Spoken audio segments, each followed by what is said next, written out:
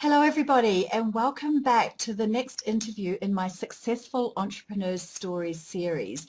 It's my really great pleasure to introduce you to my friend Zacchary Falconer-Barfield, or Zach for short. And if you were to look at Zach's LinkedIn profile, you would be intrigued like I was when I saw him for the first time before we'd met, because he states himself as a gentleman, author, entrepreneur, speaker, lecturer and consultant. And there's some of that that's very intriguing, or was very intriguing to me. A gentleman, I thought, gosh, why on earth would someone put that on their LinkedIn profile? And then I read more, learnt more, and then got to know him. So Zach is my interviewee today because he is a serial entrepreneur and a totally delightful man that I love talking to. So it's my great pleasure to welcome him today. So hi, Zach. Hello, how are you? I'm brilliant. I'm really, really good. And you? I'm fabulous. Thank you very much indeed. My pleasure. Look, you're a serial entrepreneur. I've just told everybody that. So would you please tell my listeners about your entrepreneurial journey to date, and then we'll get on to this, gentleman bit next. Yeah, very easily. I was a very sick child, which is relevant because it meant that I had a very different upbringing. I was asthmatic, and I spent about 70% of my life up until I was about 12, sort of either in bed or in hospital, which was not particularly fun, but there we go. But it certainly made me the person I am today, but it also made me realize that I wasn't going to have a normal career. So I foolishly wanted to be an actor. I went to drama school and trained to be an actor, did a year's worth of stage productions, and then realized I didn't want to be an actor. And then I set up, with the help of my grandfather, my first company when I was 19, which was a labour subcontractors. And my grandparents, my mother's parents, and my mum were both quite entrepreneurial. So I think it runs in the family. And I set up my first company then. And then over the course of the last 20 years, I have been involved in 13 companies I've set up myself, probably about 20 others that I've either sort of been involved with at the startup stage or certainly helped out the founding team. And I've done everything from, as I said, labour subcontractors, bars, clubs, restaurants, film producing, security, and digital entertainment. That's kind of me in a very short nutshell. And now you are first gentleman of The Perfect Gentleman, your latest venture. So yes. I'd like you to tell me and my listeners all about the vision for that business and its value proposition, please. Well, absolutely. Well, The Perfect Gentleman is me, which is a very strange business for me to go in. Usually I sort of go into a gap in the market. That was my general run-of-the-mill way I lived my entrepreneurial career, but this one is certainly based on me. And we have a very, very clear mission statement. It's on our business cards, it's on our logos, it's pretty much everywhere that we put ourselves, which is we wish to make the world a more respectful, stylish and gentlemanly place. That's kind of our core fundamental value proposition. The business itself is basically, we are a media and education company. On the media side, we have published our first book, but we're about to publish a series of 14 further books. We have an online journal. We have a YouTube channel, and we're in talks with some production companies about doing a TV show. And then on the education side, we run courses, events and experiences, everything from sort of a short course for teaching you how to pick the perfect suit or how to have the perfect first date, to a 2-day event where we teach you everything from how to dance in 2 hours to how to mix the perfect martini. We teach bartitsu, which is the gentleman's martial art. And then we also do events where we partner up with other brands sort of to give our gentlemanly educational spin to some interesting subjects. So that's what we do roughly. We're predominantly, and sadly, most of our clientele are non-British people. They are mostly overseas and international clients. I don't mean to be unkind here, but isn't this a bit of a laugh? Is this a serious business? You say that, and I thought it wasn't a business to start with. So when I came up with the idea, I mulled it over for a number of years, And when I sort of decided to do it, I did about a year's worth of research, and realized that there were elements that other people did quite successfully, such as etiquette and manners, and there's a few gentleman stylists out there, but the growth in that was there. And also the fact is that, you know, we as men don't have that kind of education anymore. So I could see the market growing and I could see the market developing, and I don't do anything where I think it's not going to make money. So, I mean, I built it for growth. I built the business model specifically for growing internationally, and you know, we've changed a couple of times over the last couple of years into exactly where our focus is. But no, it's not a laugh. It's more a mission, I think. And it's interesting that you said that many of your clients are internationals and not UK, predominantly men.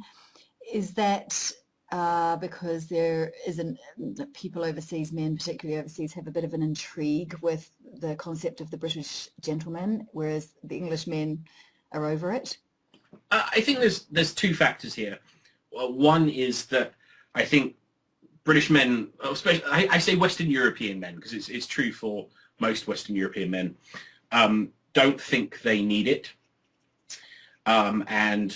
or they think that they know it already, which both are generally untrue. But we'll leave that aside for 1 second.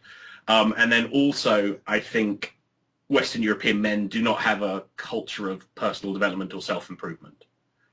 Whereas if you go to America or Asia or Africa, that tends to be different. They tend to generally want to improve themselves. They're looking for things to do to get themselves better, make that one step ahead, so on and so forth. You know, so the gentleman, as we say, you know, is about all that. We're about improving yourselves. We just wrap it up in a very nice package of being a gentleman. There are reasons behind, there's brand reasons behind that, but there's also sort of logistical and the practical reasons behind that. So, of course, I have to ask, what does it take to become a perfect gentleman? Well, this could be controversial, you realise. It could be controversial. It actually boils down to one simple thing: make everyone else feel at ease. Mm-hmm. That's the simplest answer. So that's the one thing that I tell everyone, and then there are other things that make that easier. So we talk about fundamentally about respect. So it's respecting yourself. So respecting yourself is taking care of your body, making sure that you dress appropriately and well, making sure that your mind is in the right place, and your skills are in the right place. You have the correct skills. And we talk about respecting others, and that's manners and etiquette and politeness and courtesy and those kind of things.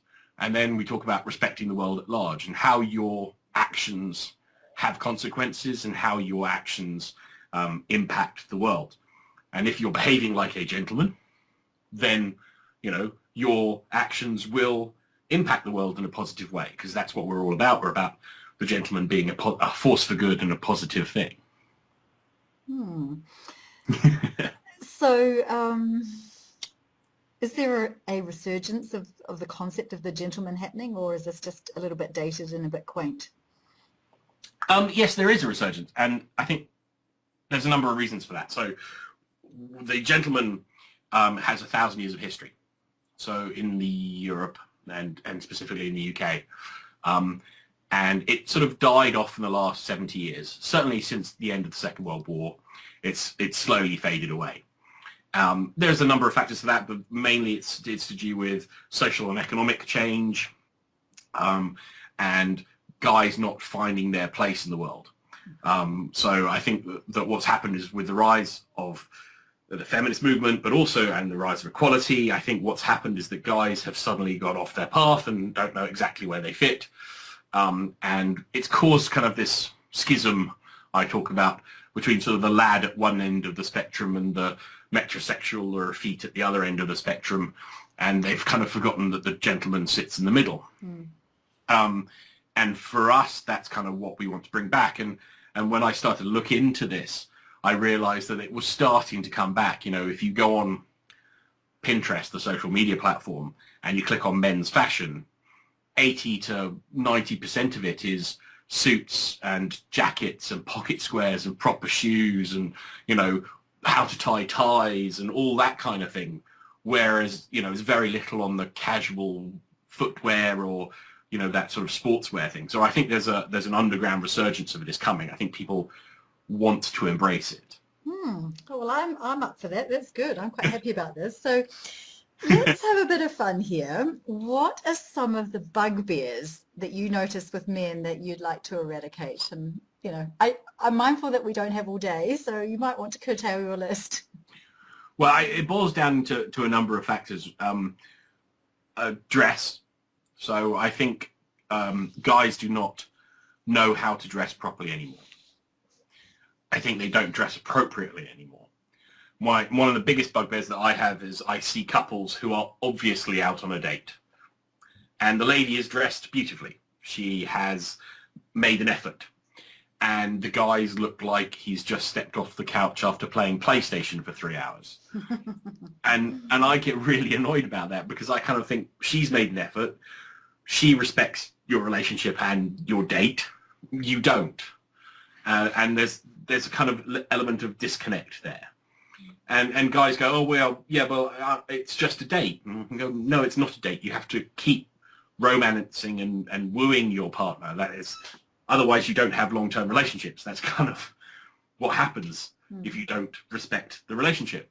So dressing appropriately, and that goes into workplace as well.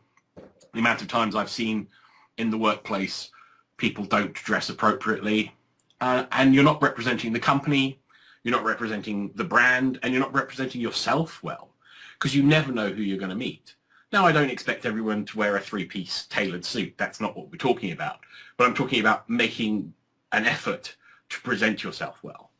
That really annoys me. I mean, I've had people come up previously, not when I'm doing The Perfect Gentleman, but in you know, come up for interviews with me, and they've been in tracksuits and trainers.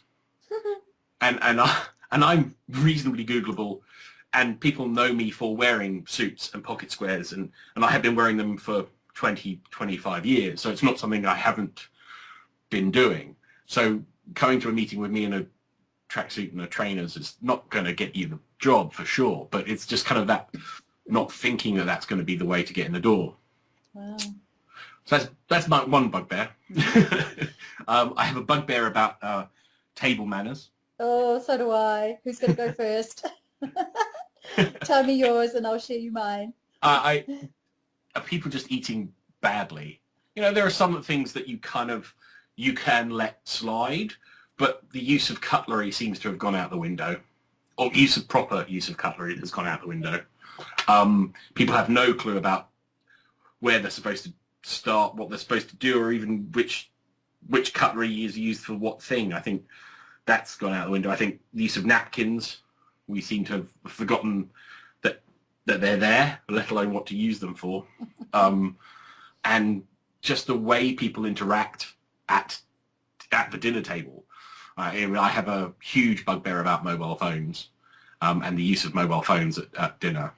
I think that's it's a big no-no for me. And I talk about couples again, but I've watched it at business meetings, you know, obviously business dinners and couple dinners, just the people on their phones and not talking. Yeah.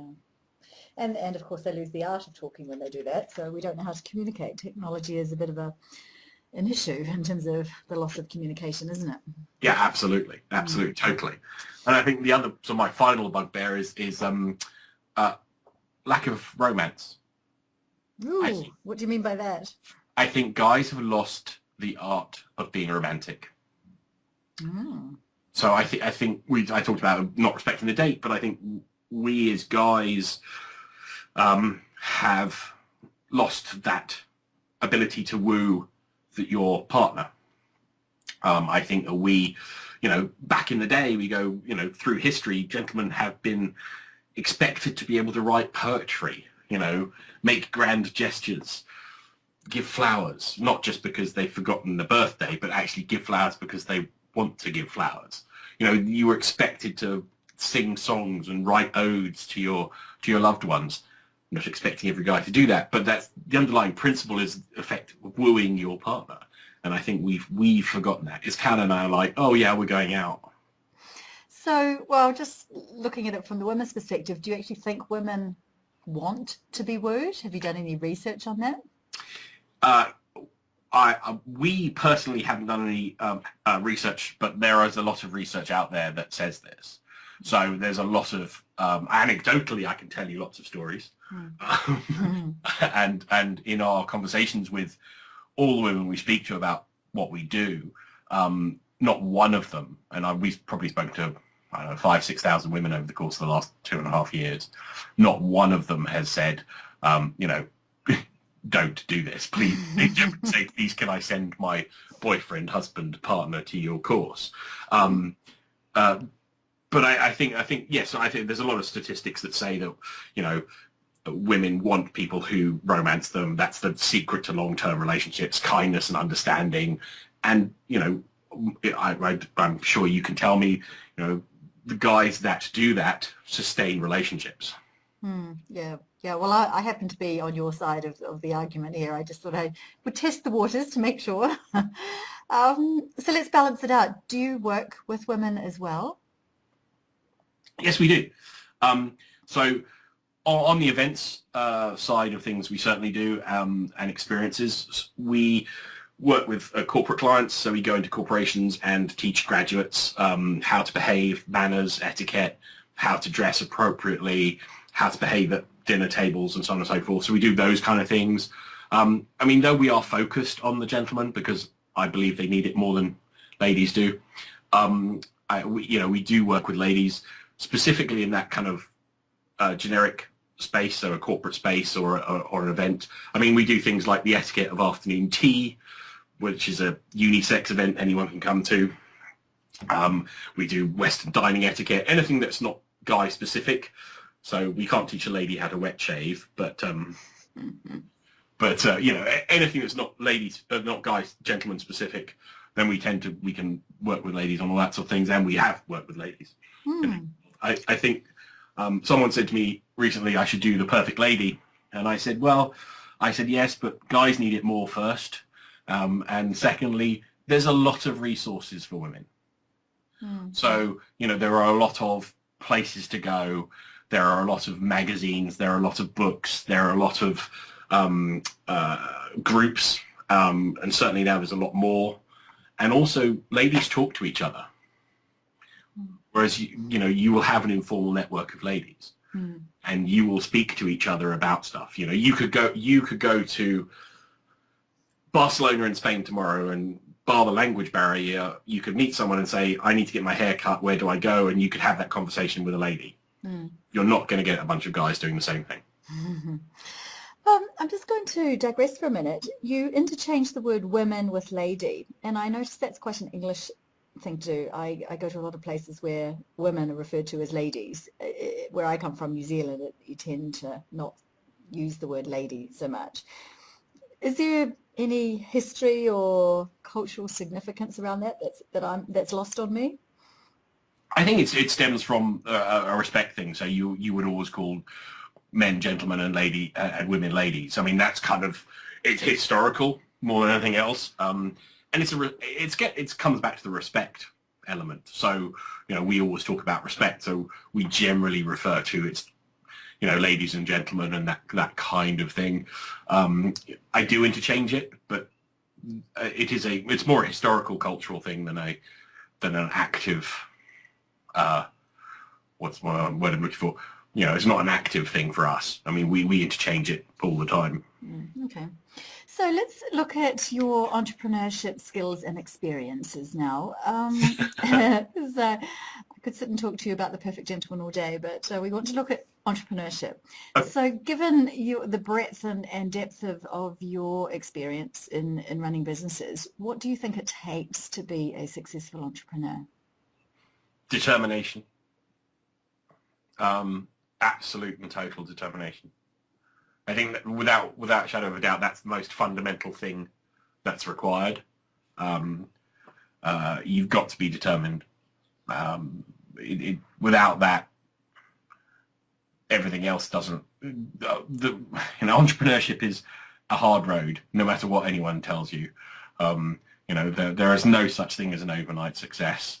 I have yet to come across anyone as an entrepreneur who's literally, walked into set up their company, walked into the first venture capitalist, they've been given a load of money, and they've been sold their company within 3 years for £100 million. I don't know anyone that's done that. So what else? Anything else any other skills that it takes? I think you have to be a good people person. I think you have to be able to interact and communicate with people. You're selling an idea, so you've got to be a good communicator.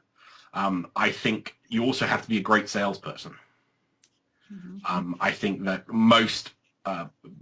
the thing that baffles me the most is we're not taught sales. You are always selling. As an entrepreneur, you're always selling, whether it's yourself, your company to investors, your company's products to other people, you are always selling. And we are not taught to sell.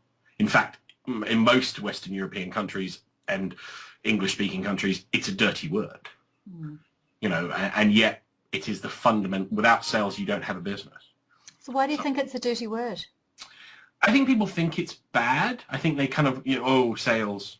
It has had a really bad reputation. It becomes the traveling salesman or the car salesman. It's about, I've got to get you to buy this product, and it's kind of it has now a sleazy undertone. And I think there's some historical precedents about the wealthy didn't have to sell stuff; they just lived off the land, and the poor and the peasants. So I think there's that kind of underneath, the rich don't have to sell. Well, that's not true. I mean, so I think, and what baffles me is I can name 6 MBA courses, 16 MBA schools in the world that actually teach sales. Wow. And it's sad. I think it's really sad. So I think those are the kind of that and a good sense of humor, because when things go wrong, and they do all the time, you have to be able to laugh at yourself and the situation and move on. Yeah, totally agree. So given all of your experiences, what are some of the biggest challenges you've faced in the businesses that you've established and run, and how did you overcome them? Oh God, there's always another challenge. Where do I start, he says. I think it's changed.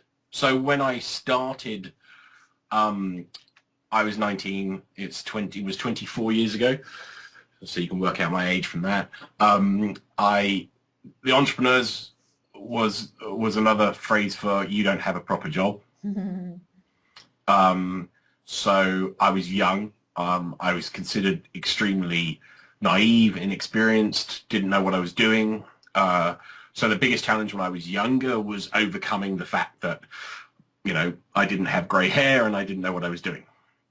I had been working for my family's businesses for the 10 years prior to that, but that didn't count for anything. I could and still can do double entry bookkeeping. So it was all those kind of things. So when I was younger, I think it was my age that was the biggest challenge I faced. How I overcame that, I partnered up with people with grey hair. Good strategy. Yeah, I mean, my first company was with my grandfather. So my grandfather was my grey hair in that one, and then I partnered up with people who were more experienced than I was, as far as the business world was concerned. I think as I got older, there's other challenges. Nowadays, I think it's lifestyle balance. You have responsibilities as a husband, and I'm not a parent, but you have those responsibilities and life responsibilities that sort of you have to balance being an entrepreneur, which is at best a 60-hour week. Generally, it's an 80-hour week with having a life, and that's a tough balance as you get older. I think the other challenge that generally most people find, well, the two things that I generally come across most is I'm not good at something. These are people that talk to me, and I sort of answer the question. I'm answering the question by answering other people's questions. But generally most people go, I'm not good at something, and I'm not good at certain things. I hate bookkeeping. Mm-hmm. I can do it. I can do figures. I can do numbers. I can run numbers in my head, but I had to learn to do it. But I prefer someone else to do it. I think as an entrepreneur, you need to be able to have a good grasp of everything, but learn that you don't need to be an expert in everything. And delegation. And be able to delegate, absolutely. And then the other thing is people always talk about money. And I think that's it's one of those strange things. Money comes when you least need it. So when it does come, take it. And I as investment and people doing stuff. And I think the other thing is just work hard. Just adhere to that phrase, the harder I work, the luckier I get. Yeah, I would agree with that one. So let's just go back to the perfect gentleman for a moment. Do you and your partners have some key strategic goals for the business over the next couple of years? Yeah, absolutely. Perfect Gentleman is built for, I have a very clear idea about what we're going to do and how we're going to do it and where we go. Timelines are always fluid in entrepreneurial businesses, but, I know where we want to go. So we tried to do stuff in the UK, didn't really succeed as well as we'd like until we focused on incoming foreign nationals, so non-Western European people. And that started to take off for us. And then, so this year we launched in the States because America's our biggest primary market.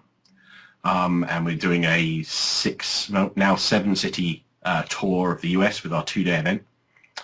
And then our background business model is franchising. So we've developed 63 individual courses and the whole sort of framework around that. So that's basically the launch pad for us to launch the franchises. We have a fantastic franchise partner in the US who is a 30-year expert in the franchise world, and she literally said, "I want to be part of your company. I don't want to be a consultant. I want to be part of your company," which is very nice and very flattering. Yeah, brilliant. And so she's on board with us to sell franchises in the US for us off the back of the tour.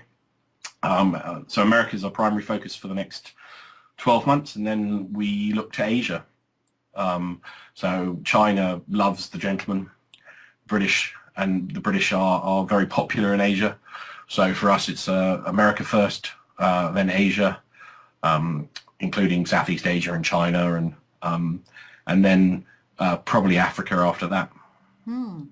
Amazing. So with all that work ahead of you, have you some kind of exit strategy that you are pondering with your founders to get you out at some point? For the investors and venture capitalists listening, yes, absolutely. I know exactly who will buy us. On a personal level, it's a very difficult one. Usually for companies, I have a very clear exit strategy because it's not me. Perfect Gentleman is me. Mm-hmm. So it's a little bit more, I wouldn't say my baby in the sense of I'm not precious about it in that sense, but because I'm too long in the tooth to be that kind of naive. But I believe that this can turn into something special. I think, we have an opportunity at the Perfect Gentleman to become the place that guys from around the world can get information. I jokingly had this conversation with one of my co-founders, and he said, so basically, Zach, what you want us to be is the Oprah Winfrey for men.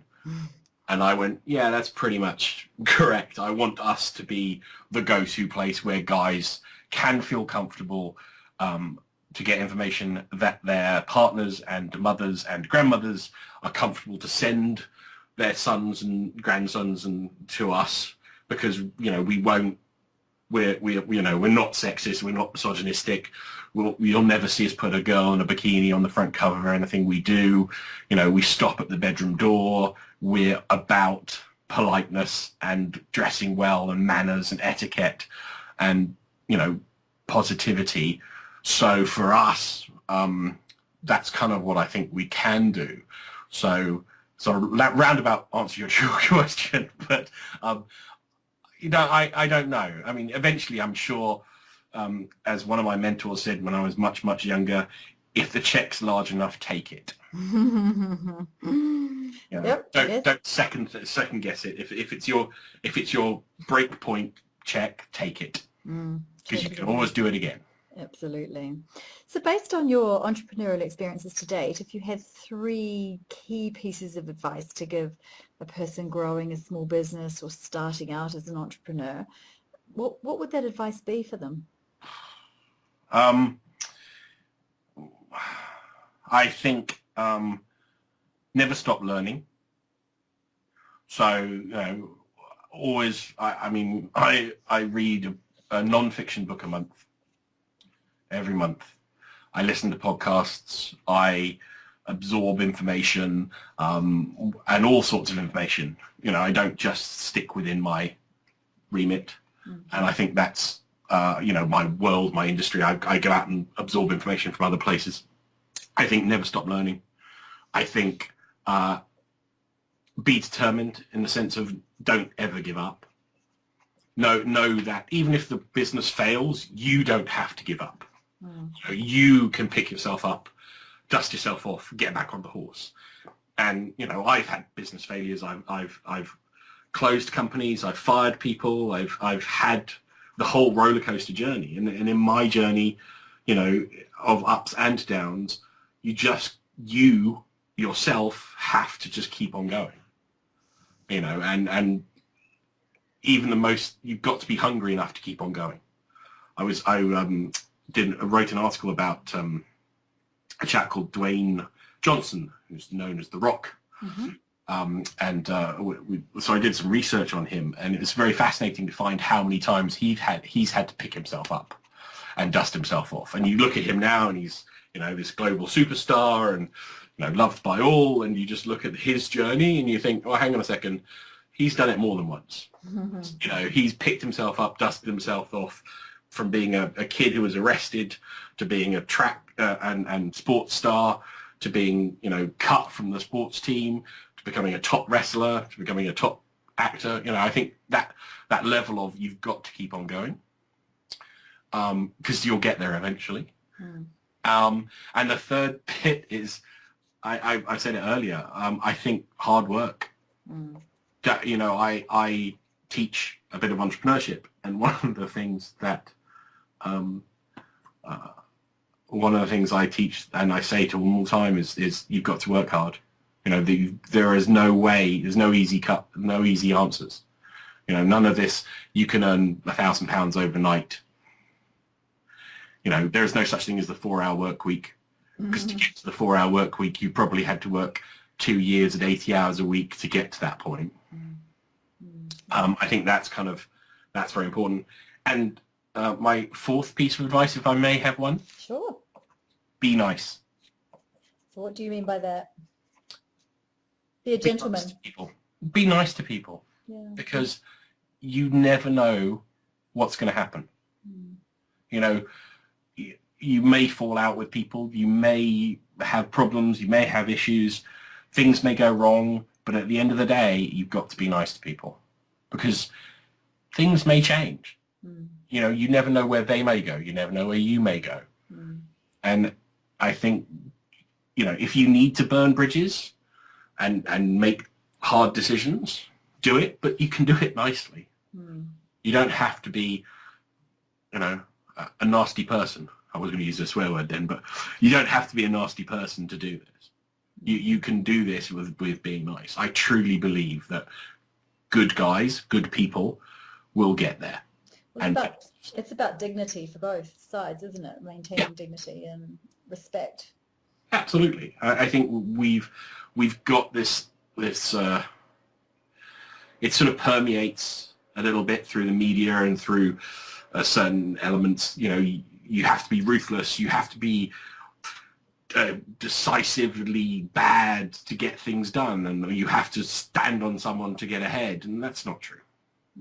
I'd agree. So I don't know about you, but I plan to be working when I'm 101. So on the assumption that you plan to work for many, many years, Yeah. when you're in that time of your life where you're sitting back in your rocking chair, reflecting on what's gone before, what will give you the greatest reason to smile about your life? I've educated and entertained people.